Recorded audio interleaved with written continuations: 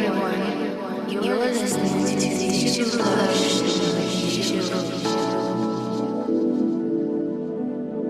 If this world were mine.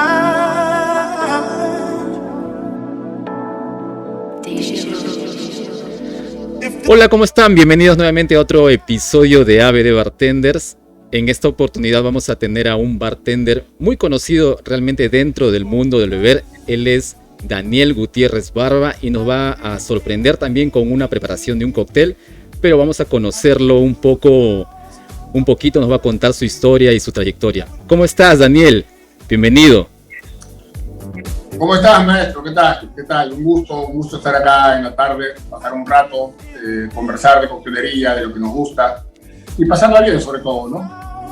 Sí, yo te he estado siguiendo en las redes, realmente ya pues, te soy sincero, hace mucho tiempo, desde ya el año pasado, casi 2 años, vengo siguiéndote y ya escuchaba de ti hace tiempo en realidad. En lo de las redes pues te acerca un poco más a las personas que tienes como referencia, pues, y tú eres un referente muy bueno dentro del mundo del beber. Más bien yo estoy muy agradecido que me hayas aceptado esta entrevista. Gracias de todas maneras, Daniel. Y queríamos que nos cuentes un poco tu historia. Me dijiste, no quiero ahondar mucho, pero de todas maneras es imposible no conocerte un poco y contarnos un poquito, ¿no? tu trayectoria, sí, claro. ¿No? Porque en realidad tienes bastante tiempo. Tienes como casi 24 años, 23 años en la barra. Realmente es bastante tiempo. Sí. Estamos hablando desde en algún punto, 97. Sí, claro, 97, más o menos. Allá por febrero del 97, yo recién llegaba de Argentina, yo me fui a la universidad. Okay. Me fue bien, me gustó Argentina, todo, pero me fue mal en los estudios y regresé al Perú. Regresé en diciembre del 96 y había que hacer algo, había que trabajar, ya no había plata en la casa, ya había estado 5 años afuera. Y tú lo sabes muy bien, en esa época nadie elegía ser bartender. No, o sea, pues, yo ni siquiera sabía que se estudiaba para bartender. Era otra época y los que no la han vivido no es igual que te la cuenten, ¿no? Entonces no. Había que buscar algo que te dé trabajo casi de forma inmediata. Y de hecho yo tuve la suerte porque yo empecé a estudiar en febrero y en marzo empecé a trabajar. O sea, estaba en mi segundo mes y en la mitad del segundo mes empecé a trabajar, ¿no? Entonces, como muchos en esa época llegué de casualidad, estuve 3 años dando vueltas por muchos bares, tú sabes, discotecas, pubs, 3 meses aquí, 4 meses allá, de ahí agarré una de 8 meses, llegué a un hotel en Miraflores que estuve como 1 año, un hotel chino allá en Miraflores, y nada, estuve así cerca de 3 años, hasta que llegó el año 2000, ¿no? Entonces, esos primeros 3 años todavía sientes de que esto es como un mientras tanto, ¿no? Y todavía no estás seguro si realmente eso es a lo que te vas a dedicar. Yo quería ser periodista deportivo, por ejemplo. Mira.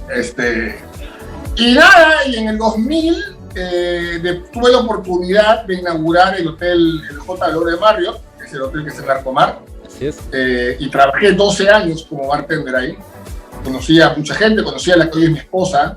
Ella tiene ahí como 18 años ya, 18, 19 años. Okay. Muchos amigos, muy lindas experiencias, ¿no? Estuve 12 años como bartender en el mar. Y bueno, bastante tiempo, Daniel, ahí. O sea, prácticamente has hecho una carrera ahí. Sí, ahí comenzó la carrera prácticamente. Yo tengo mapeado cuando empezó en serio, en verdad. ¿Ya? O sea, ¿cuál fue el punto de inflexión de decir, ok, esto es lo que voy a hacer el resto de mi vida? No fue en el 2000, debe haber sido 2006 más o menos. Ya. 2006, 2009, si no me equivoco. Tendría que buscar la fecha, pero tuve la oportunidad de que llegó una invitación de la USIL al Marriott, que iba a haber un seminario, y en ese momento yo leí el término mixología molecular. ¿Ya? En verdad no sé quién puso el cartel, porque cuando llegué al seminario en la UCI, no tenía nada que ver con molecular. Okay. Y había un señor mayor, que podría bien ser mi padre. Yo no sabía lo importante que era en ese momento para la coctelería, pero era Del de Groff. Del de Groff había venido para una cena con maridaje con pisco de 2 fechas que se iba a dar en Malabar. ¿no? Entonces, es más, yo estuve en la charla, compré el segundo libro que él acababa de lanzar, que es The Essential Cocktail, y cuando llegué a mi casa, lo traje firmado, por supuesto, cuando llegué a mi casa, me di con la sorpresa que yo ya tenía su primer libro, ¿no? Entonces, ese día, ese seminario que fui, de 1h30, 1h15, fue el momento que yo dije, wow, ¿no? Fue como el punto de inflexión. Y bueno, de ahí en el camino, bueno, después de 12 años, tuve la oportunidad de entrar como gerente de bares en el Hotel Hilton. Sí, sí. Ahí volqué la experiencia operativa, pero también aprendí mucho. Tuve gente que me ayudó, mentores, de los cuales uno aprende bastantes. A mí, una cosa que siempre me gustó en el colegio fueron los números y las estadísticas. Okay. ¿No? Entonces creo que ahí desarrollé bastante este tema de aplicar números al bar. Y ahí, ¿no? Justo Entonces, tú has tomado un poquito, disculpa que te corte, Daniel, ahí conversando un poco en interno, tú tomaste esa parte, en la parte de formación de los bartenders, has ahondado un poco en eso que nos vas a contar luego, ¿no? Como que para organizar mucho mejor la barra. Lo que pasa es que hay que ver desde cómo lo ves, ¿no? En realidad, hotelería es una muy buena escuela, sobre todo si es cadena. Hay muchos estándares, ¿no? Entonces, hay capacitaciones para todos. Entonces, y cuando tú inauguras un hotel, y este era el tercer hotel que yo inauguraba, porque inauguré el Hotel Chino, inauguré el Marriott, inauguré el Hilton, viene gente de afuera para el apoyo de la apertura. Entonces, hay mucho que aprender. Así es. ¿Ok? Entonces, empezamos a ver que el bar como un negocio, o sea, tú puedes sacar 1000 pisco sour, 1000 cócteles, 1000 experiencias, pero al final del mes hay un número, y si ese número no cuadra, te van a llegarte 10 mails de finanzas, ¿por qué no cuadra?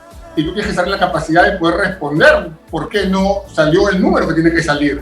Y no me refiero a las ventas, sino mucho más relacionado a los costos, ¿no? Entonces, el inventario. Me gustó mucho y tuve la oportunidad de conocer a un gran amigo que es Michael Barriga, que dirige una escuela que se llama Shaker Bar, y empezamos a trasladar esto en educación. En cursos cortos, te hablo de 24 horas, son 6 días, 4 horas a la semana, y lo llamamos administración de bares. Lo que pasa es que también hay una onda en las escuelas de que todas te dicen gerencia de bar, administración de bar, y en verdad nunca te enseñan lo que realmente pasa en una barra desde el punto de vista de los números. Yo incluso cuando he estudiado distintas carreras y te enseñan bar dentro de la carrera o te enseñan costos, viene un contador que nunca se ha parado en un restaurante, ¿no? Y te habla cosas que no tienen tanto sentido cuando uno lo trabaja en la práctica. Entonces empezamos a llevar estos cursos de números, de control y rendimiento y cosas por el estilo, y nos ha ido muy bien con Michael, bueno, hasta esta pandemia, ¿no? Hemos tenido, antes del tema presencial, hemos tenido aproximadamente 26, 27 grupos, ¿no? Entonces, ya como en 4 años, y hemos capacitado bastante gente, creo yo. Y ahora, de la forma virtual, hemos ganado mucho, porque trabajamos de forma virtual con un Excel a la mano, y vamos trabajándolo para que el alumno, con una computadora enfrente, si tiene la tecnología adecuada, le puede ayudar bastante. Qué bueno, ¿no? Excelente. Bueno, para avanzarlo y terminarlo medio rápido, estuve 5 años como gerente de bar en el Marriott y tuve la oportunidad, ante un llamado de Virgilio, que es el chef dueño de Central, que ha sido el restaurante más galardonado del Perú, de participar del proyecto de la mudanza a Barranco. Ya con otro perfil, ahí estábamos buscando otro tipo de cosas. Los números ahí caminaban mucho más fácil. Cuando tienes un restaurante que vende, no sé, 80.000 soles por día, los números caminan, ¿sí? O sea, tienes que ser muy malo para que no caminen, ¿no? Entonces, pero nada, llegó un momento que he conversado con mi esposa y por un tema familiar, yo tengo 3 hijos, estos van creciendo, tú quieres dedicarle más tiempo a la familia, entonces decidimos no trabajar tanto de noche. Entonces, hoy, bueno, más allá de la pandemia, me puedes encontrar alguna noche por aquí, o una noche por allá, en algún evento, en algo, pero no el día a día. Entonces, da mucho más tiempo, la educación también te da más tiempo, y es como jugador de fútbol, ¿no? Tú eres jugador de fútbol, después eres técnico, después de repente dirigente, ¿no? Y es como una evolución en el tiempo, ¿no? Entonces, con eso estamos ahorita. Y en el camino hemos ido, como tú me decías al comienzo, hemos ido estudiando cosas, no para convertirnos en otra cosa, porque cuando me preguntan qué eres, yo digo bartender. Pero en el camino hemos estudiado gestión de restaurantes, sommelier, barista, catador de pisco, algunas cositas. Yo no digo que soy un sommelier porque no lo he puesto en práctica, ¿no? O sea, yo lo he estudiado para complementar mi carrera, pero ahí vamos siempre metiéndole un granito de arena de conocimiento, ¿no? Sí, sí. Siempre que hay un cursito, siempre andamos leyendo, los libros están ahí, y hay que siempre sembrar, ¿no? Así es, yo justo tenía algo enlistado. Has pasado por el Cordon Bleu también, ahí has estado, incluso has estudiado, primero empezaste estudiando, también has estado como docente, también me parece ahí. Sí, en el Cordon he hecho gestión de restaurantes, he hecho café, barista, 2 cursos, pero ahora hace 2 años que dicto, ¿no? Dicto cursos de aperitivos y licores, vermut, amari, ese tipo de cosas. Y también dicto control de rentabilidad, supervisión y control se llama ahí. Y dicto bar a los alumnos de cocina, ¿no? Entonces, y vamos preparando cosas. Ahorita estoy trabajando en un proyecto para cursos en los meses que vienen para aficionados.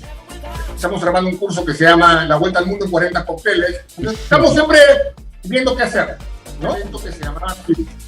Un evento que se llama Piscotarians, que es un evento, la feria o el seminario más grande del mundo de coctelería se llama Chefs of the Cocktail y es en Nueva Orleans, okay. ¿no? Entonces son 5 días de actividades, 8.000 bartenders de todos Estados Unidos y de otras partes del mundo. Qué lindo. En Nueva Orleans, que es una capital coctelera.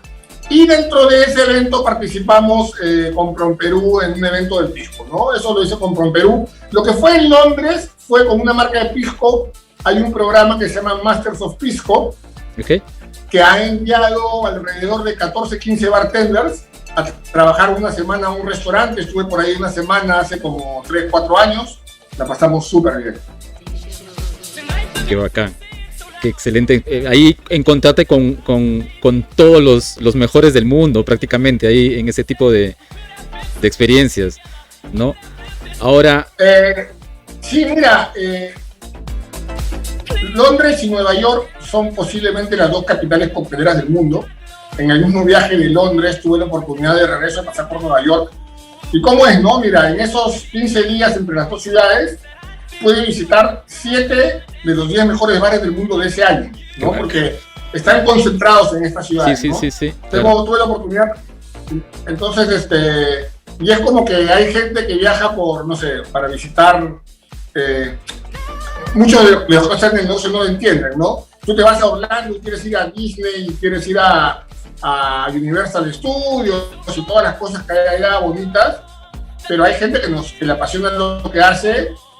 Y vas a una ciudad como Nueva York a visitar bares, ¿no? 11 de la noche con la computadora y sigues buscando videitos y sigues buscando más información porque te quedó algo en la cabeza y le das vueltas y cómo lo explico y cómo lo digo y cómo lo entiendo, ¿no? Entonces tenemos que nutrirnos constantemente. Sí, así es. Y ahora, último, yo te he estado viendo unos videos, he estado viendo en el YouTube, has estado colgando último unos videos ahí que están, la verdad que están súper buenos. Y ¿cuál es la intención de estos videos? Porque aparte de toda la trayectoria que has tenido, también que has sido docente, imagino que detrás de esos videos tienes una intención muy clara. Explícanos esto. Primero, hace un tiempo que trato de entender cómo funcionan las redes sociales, ¿ya? Yo lo pongo en YouTube como para que quede sembrado ahí y ver qué pasa, no sé mucho. Yo sí hago mucho más Instagram en realidad. Sí, ¿ya? Sí, te estoy siguiendo. De hecho, los últimos 2 que he colgado, que me parecen interesantes, no los he colgado en YouTube todavía, están solamente en Instagram. Y son videos que hago yo mismo para mantenerme activo, para ver necesidades del mercado, para tratar de entender, para tirar maíz a ver qué pasa, porque alguien te llama y te dice, oye, mira, qué interesante, te sale un curso. De hecho, me han salido 2 o 3 champitas a partir de los videos, de gente que ha visto el video. Pero principalmente, más allá de todo esto y de entender las redes sociales y todo esto, hay un fin educativo detrás. Yo siento que hay una carencia de conocimiento o de entender el porqué de las cosas. Creo que hay una forma errada que se viene enseñando. Creo que cuando tú enseñas algo, hay que enseñarle al alumno, primero que todo, a pensar, no a aprender de paporreta, ¿no? Gracias. Y creo que en ese camino hay que informar al alumno a entender las cosas desde un marco histórico, geográfico y cultural, ¿no? O sea, y así vas a aprender el por qué. ¿Por qué este cóctel es con bourbon y no con rye? ¿Por qué se usaba coñaco? ¿Por qué este amargo? ¿Por qué primero entró el ginebra holandés y no el Plymouth Gin de Inglaterra o el London Dry o el Old Tom? Y si tú solamente te lo aprendes porque te lo enseñaron y no entiendes el porqué o el marco histórico, no te lo vas a poder aprender para siempre. Cuando tú entiendes el porqué, nunca más te lo van a tener que poder explicar. ¿Entiendes? Claro, por supuesto. Entonces, creo que hay que buscarle la idea. Y mi intención es generar un programa de bar en el cual se le puede enseñar al alumno de esta forma, ¿no? Entonces, no puede ser, por ejemplo, que en una carrera de bar de 6 meses o de 8 meses, tú hables solamente un día del vermut y ya está, y dejaste el tema. Y no entiendes la connotación, la importancia que tiene la migración de los italianos, y cómo llegó, y después los franceses que llegaron por Nueva Orleans, mientras en Nueva York estaban los holandeses, y por eso el ginebra por aquí, y el coñac por acá, ¿entiendes? O sea, creo que el alumno tiene que entender el porqué de las cosas. Por lo menos es como a mí me es más fácil aprender. Claro, es como decir, cada botella en realidad es información, es lo que logro entenderte. Cada botella es información, o sea, no es solo la botella y el líquido y preparación de cócteles. Lo que logro entender es que quieres transmitir mucho más que eso.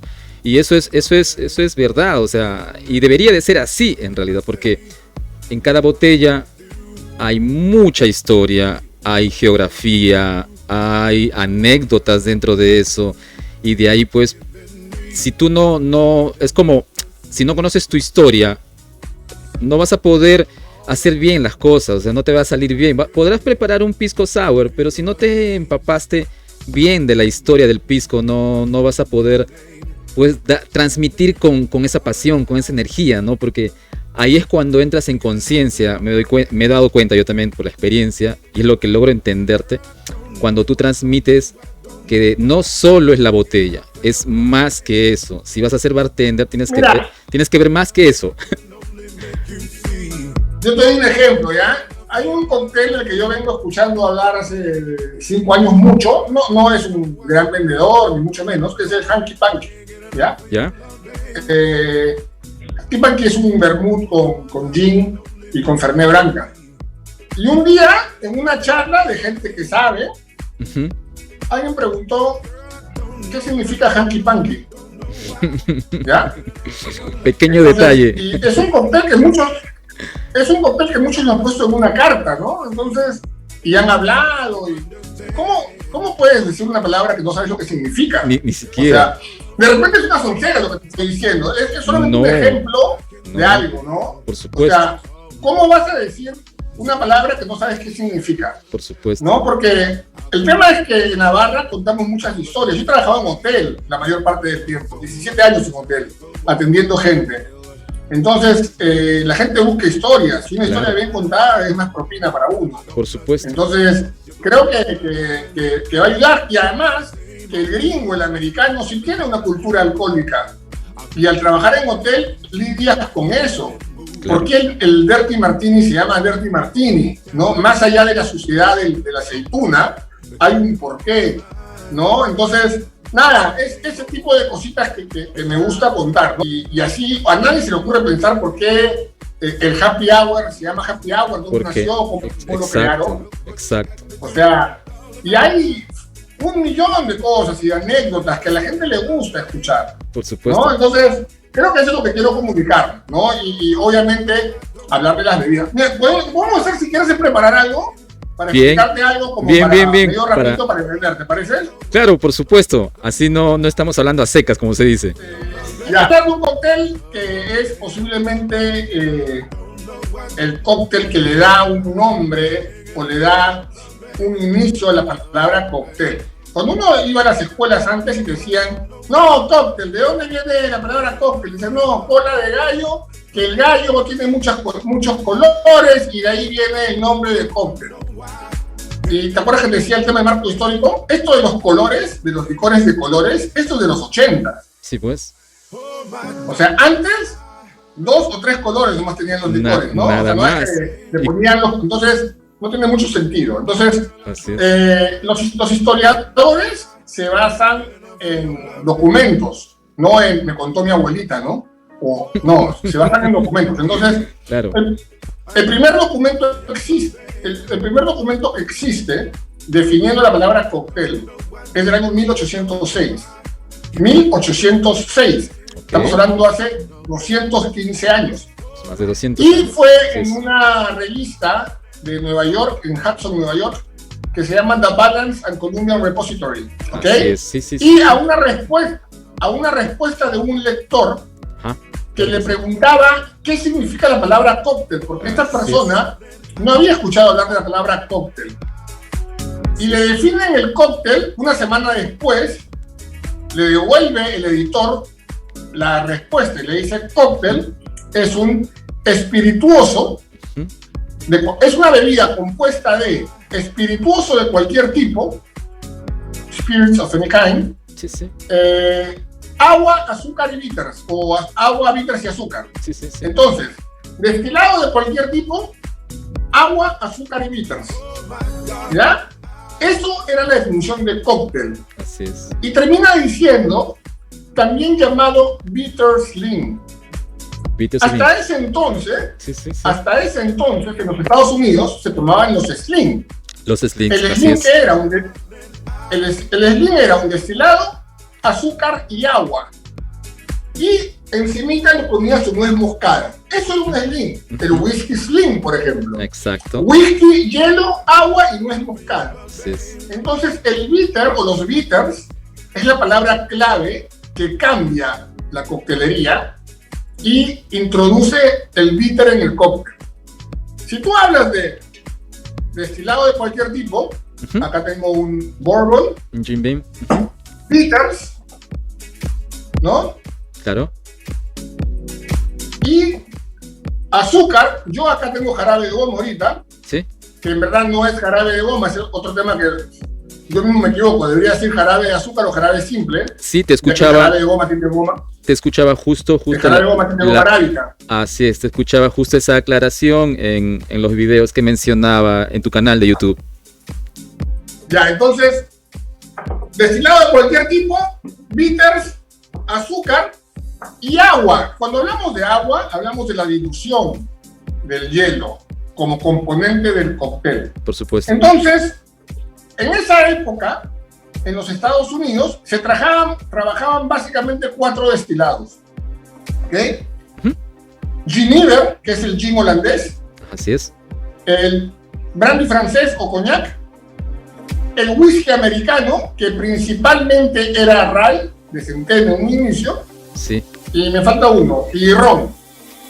Ron, whisky, Genever y brandy.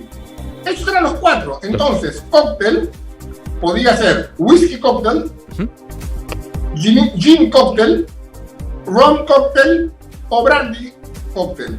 ¿Ok? Entonces, eso, si tú lo llevas a lo que conocemos nosotros, sería un old fashion, pero no se llamaba old fashion, se llamaba whisky cóctel. Eso te iba a decir, así es. Se llamaba whisky cóctel. Old fashion se pasa a llamar 70, 80 años después. ¿Por qué? ¿Qué pasó con el whisky cóctel? La gente se empezó a aburrir de tomar lo mismo. Lo mismo. No aburrir, empezaron a querer investigar un poquito más. Entonces, ¿qué pasó? De Europa empezaron a llegar ciertos productos. Llegó algo parecido a esto.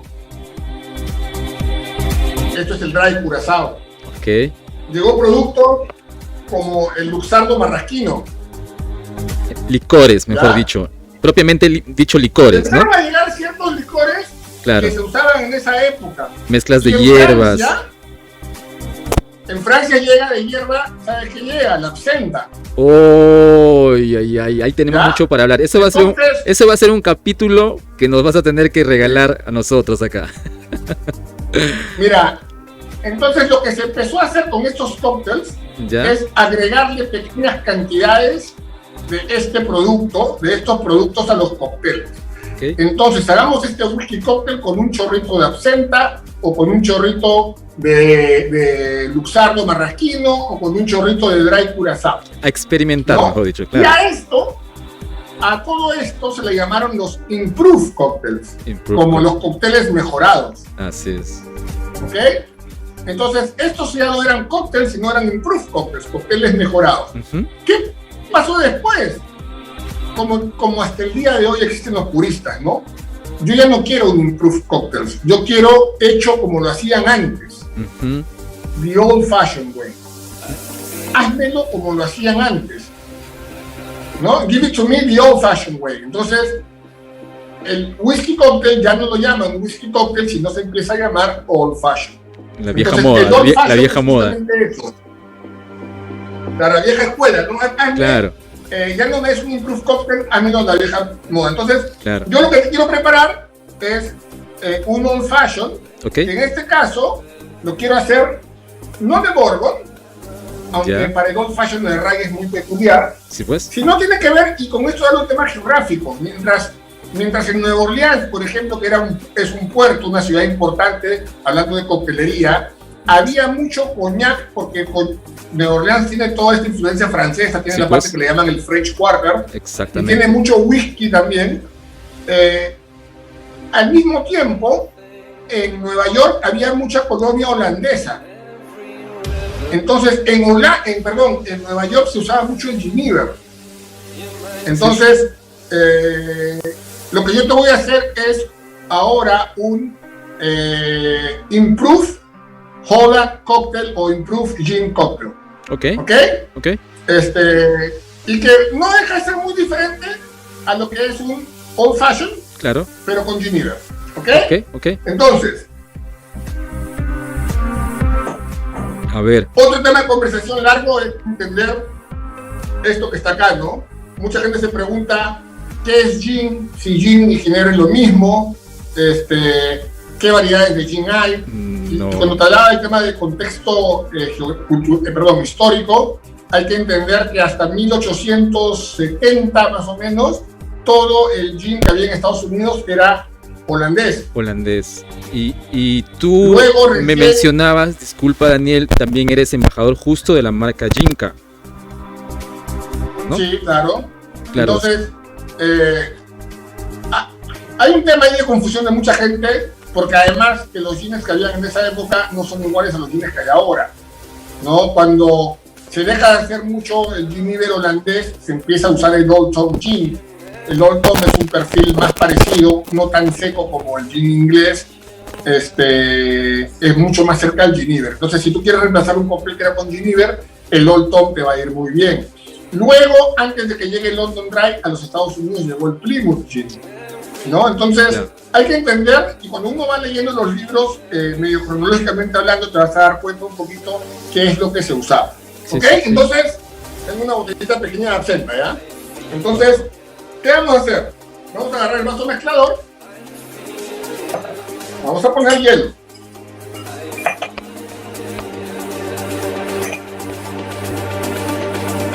Vamos a poner azúcar, en este caso jarabe simple. Yo hago una proporción de 1:1, ¿ya? En mi caso, yo uso media onza de jarabe simple, ¿ya? Ok. Angostura. Acuérdense de Old Fashion, ¿ya? Angostura, azúcar, ¿cierto? Entonces, a esta que hacemos normalmente en un cóctel y embadurnamos y chancamos y qué sé yo tengo esto acá, yo le voy a agregar este chorrito de absenta.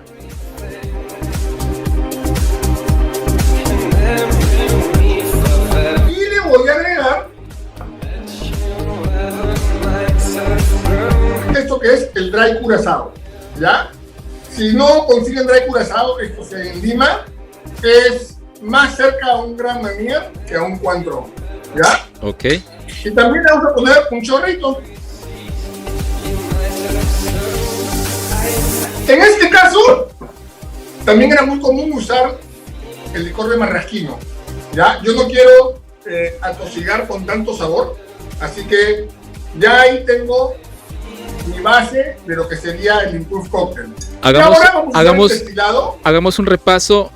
Tenemos ahí azúcar prácticamente, azúcar líquida, absenta. Sí. ¿Qué más tenía? Azúcar y angostura para empezar. ¿no? Azúcar y angostura. Angostura es tu base de Old Fashion. Ok. Y luego, chorrito de absenta, chorrito de dry Curazao. Ahora repasamos, ¿ya? Y le voy a echar 2 onzas del Genever. A ver, entonces, azúcar, angostura. Luego va la absenta. Ok. Luego va el dry Curazao. Y finalmente el Genever. Ok. ¿Ya? Ok. Entonces, hielo y a refrescar. Entonces, acá ya sale un refrescado. La dilución es sumamente importante en estos cócteles, ¿ya? No solamente es temperatura, sino dilución. Entonces hay que refrescar bastante. Una vez que está refrescado, sacamos nuestra copa. Ok, sí, es lo mejor. Yo siempre también he tenido esa idea. Es mejor tenerlas refrigeradas o en la parte de la congeladora, ¿no? Y salen mucho mejor. Sobre todo si están a la mano, ¿no? Qué delicia. Se me hace agua la boca. Y acá yo tengo, porque me han regalado, porque estas son súper buenas, son las verdaderas cerezas marrasquino. Ok, ¿no? Luxardo. Porque yo durante años en bares, cuando trabajaba en discotecas, todo el mundo decía, no sé, dame una piña colada y dame con unas cerezas, ¿no? Y son unas cerezas que pasan por azufre, totalmente artificial, que a mí no me gusta. Sí, te comprendo. Entonces, ¿qué vamos a hacer acá? Sacamos una cerecita.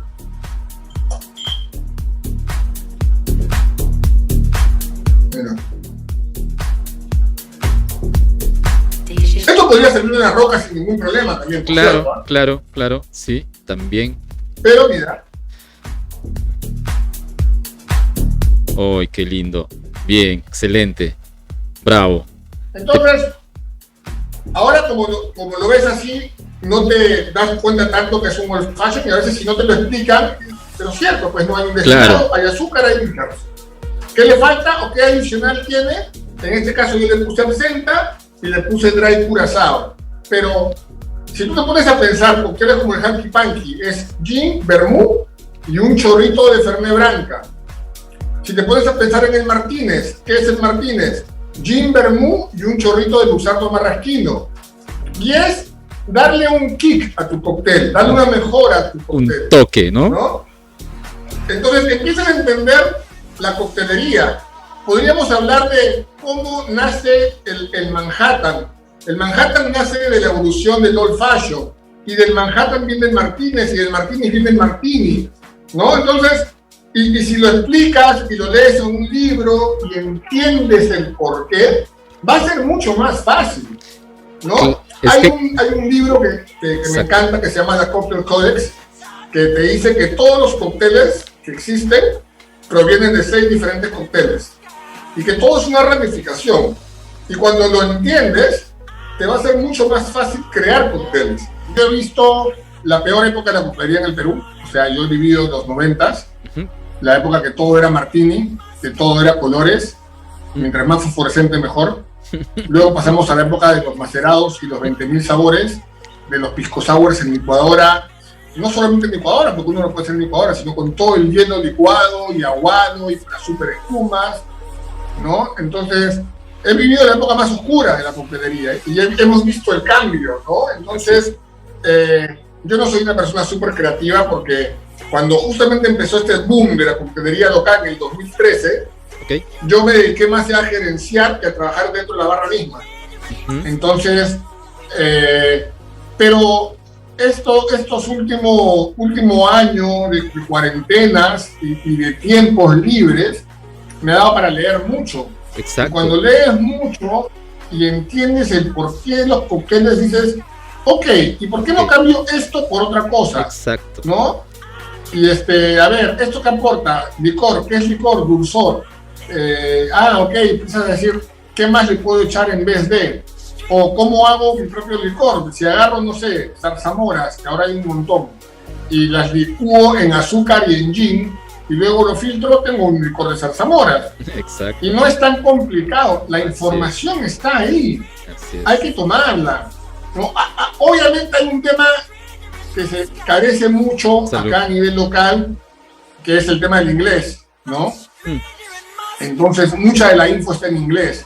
Sí, sí, pero, eso es verdad. Pero siempre, y lo otro es saber usar YouTube. A mí me encantaría, yo siempre del primer grupo que tengo de alumnos, en la primera sesión, les doy una lista de 10 páginas que seguir en YouTube. Yo sigo, por ejemplo, D-Force Guide, sigo Punch, sigo The Sprout Seeds, sigo todo lo que Invite, quiero buscar algo, sigo a David Wondrich, sigo a Dale DeGroff. Entonces hay que saber a quién seguir, porque si no, abres una página cualquiera y porque lo lees piensas que ya es así. Y es así. ¿Sí? No es tan así.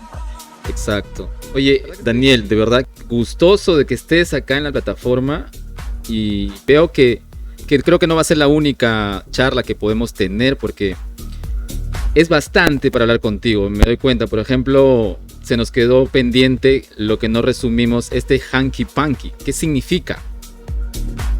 Es como, es algo así como sexo duro, sexo travieso, sexo oculto, ¿ya? Vamos a ver un hanky. A ver, ya te lo pongo de otra manera. En nuestro criollo, es como decir choque y fuga. Ok. Es eso, es un choque y fuga. Okay. Pero no es interesante saberlo, ¿no te parece interesante poder saberlo? Por supuesto. Y todo el mundo dice, no, hanky panky, el cóctel que creó Ada Coleman en el Savoy, la primera mujer jefe de bar. ¡Wow! Sí, pero ¿por qué? No, ¿Por qué inclusive hasta deberías de preguntarte por qué le puso el nombre? O sea, ¿no? Ay, lo que pasa es que todo va a derivar en otra pregunta. Yo hace años practico una cosa en mi vida diaria. Sobre todo ahora que hay teléfonos y hay información. Cada vez que tú me preguntes algo, me digas algo que no entiendo, googleo. Por supuesto. No me puedo ir a dormir con una duda. No. Sobre todo, y es de mi profesión. Y es tan fácil, si es en de realidad. Mi profesión, teniendo esto, en realidad. Es facilísimo. Es fácil, en realidad. O sea, a veces me doy cuenta que es simplemente cuestión de, no sé si es pereza o costumbre, que creo que demasiada información como que a la mayoría nos ha bloqueado, y a veces está ahí, todo está ahí. Tú no te puedes, como decías tú, no te puedes ir a dormir en la cama cuando no supiste algo y tienes esta cosa aquí que simplemente aplastando un botón y diciendo la palabra te bota toda la información. O sea, todo. Yo, felizmente no es un mérito mío, es un mérito de mis padres. Yo felizmente hablo inglés de toda la vida, pero hay una página, por ejemplo, que yo sigo que me parece alucinante, que es D-Force Guide. Entonces, si yo por ahora, tú me dices ahorita, no sé, 20th Century Cocktail, ¿ya? Por decir algo. Ok. Y no lo sé, yo pongo Google y pongo así, 20th Century Cocktail, claro. Y escribo yo D-Force, para automáticamente entrar. Y hay un pata que sigo en YouTube que me parece alucinante, que su página se llama The Educated Barfly. Me parece alucinante, veo, tiene como 600 videos colgados. Ya. Entonces, tú tienes la oportunidad de entrar a internet y cada texto que hay lo puedes pasar al castellano en 5 segundos. Así es. Con un margen de error de 5% en las palabras, pero vas a entender la idea. Entonces ya no hay excusa para no saber. Así la es. única excusa es la gente que pone excusas. Exacto. ¿Ya?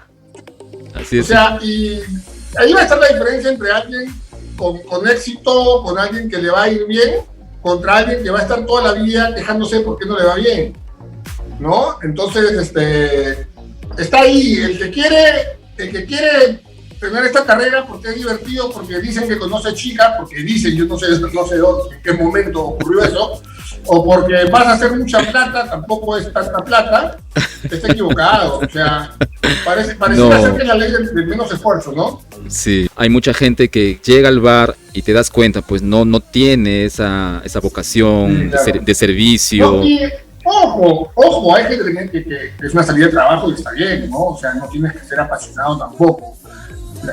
Yo he conocido muy buenos bartenders que no son apasionados, pero son responsables, son puntuales, son limpios, ¿no? Exacto. Y hacen bien su trabajo. Exacto. Pero obviamente salen del bar y llegan a su casa y ven series, ven otra cosa, ¿no? Sí, Yo veo bar, yo vivo bar es mi Matrix, ¿ya? Sí, te entiendo. Todo el tiempo estoy pensando, ahorita me quedo pensando, por ejemplo, yo este cóctel vengo hablando hace un tiempo y no lo había tomado, porque no tenía Genever, y ahora los amigos de Caja me regalaron esta botellita, y no sabes lo rico que está. Me he quedado pensando, oye, no puede ser que haya estado ahí y no lo he tomado, ¿ya? Entonces ahorita vamos voy a hacer una fotito seguro para publicarle, porque la verdad que Está bueno.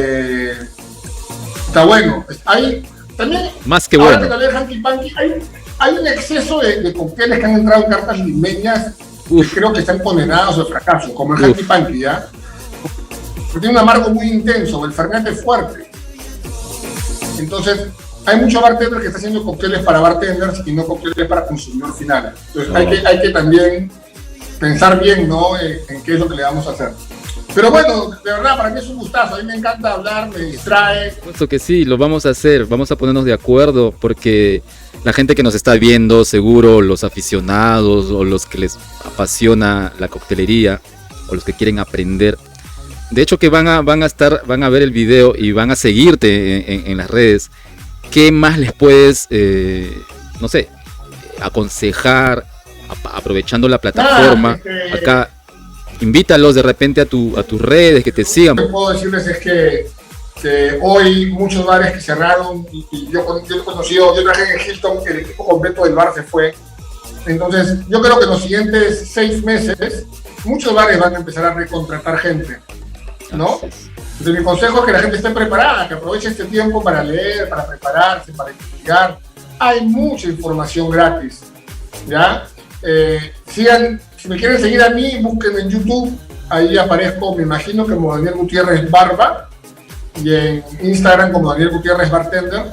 Ahí en las historias ando poniendo información siempre, así que nada, los espero, y cualquier cosa, escríbanme, yo siempre respondo. Muchas gracias, Daniel. No va a ser la única, como digo así, vamos a tener en otro episodio acá en Ave de Bartenders a Daniel. Esto solamente ha sido como una especie de introducción para ir conociendo a Daniel, del trabajo que hace, de la pasión que tiene en el bar, a pesar de lo que nos está sucediendo a todos en realidad en esta temporada, pues, ¿no? Y no hay más que transformarnos o reinventarnos en realidad para esta situación en la que estamos viviendo, ¿no? Este tipo de cosas, por ejemplo, de hacer entrevistas y tú comenzar a hacer los videos en tu YouTube, es una forma de poder transmitir lo que se sabe, ¿no? Se tenga a la mano, bienvenido para todos los que quieran aprender. Yo te agradezco desde acá de que me hayas aceptado esta entrevista, de verdad que encantado, de verdad que sí. Desde acá te hago un salud con un poquito de pisco. Qué rico, qué rico. Yo después de comer siempre una copita de pisco. Un gustazo y nos vemos pronto. Listo, Gracias. listo, Daniel, gracias. Esto ha sido Ave Bartenders para el mundo. Gracias. Gracias.